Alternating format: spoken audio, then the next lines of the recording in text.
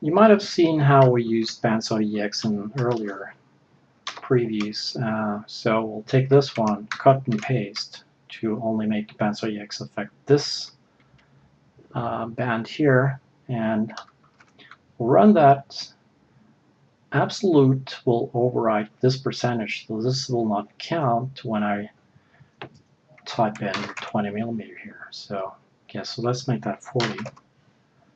That's how I can do that. But Bandsaw EX is 32-bit, so well, you might not have 32-bit, and Bandsaw Pro does not have a millimeter option.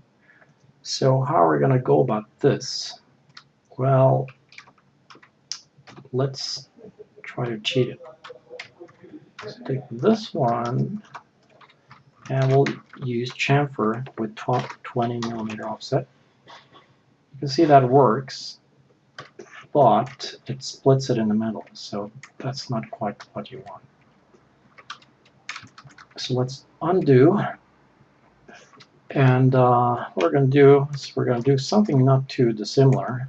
We'll take and cut that out, paste back in, convert that to edges, that selection to edges, and now I've got this edge here, and I'll run chamfer and type in 20 millimeter. Now you can see that this works as it should, and you got 20 millimeter offset from the edge here. So now, of course, that should, after you merge here, that should work for this one as well. Cut, paste, convert to edges, deselect these and those, chamfer with a 20 millimeter offset,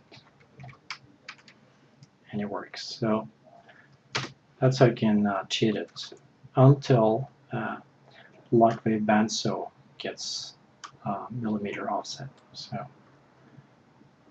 that's how you do it.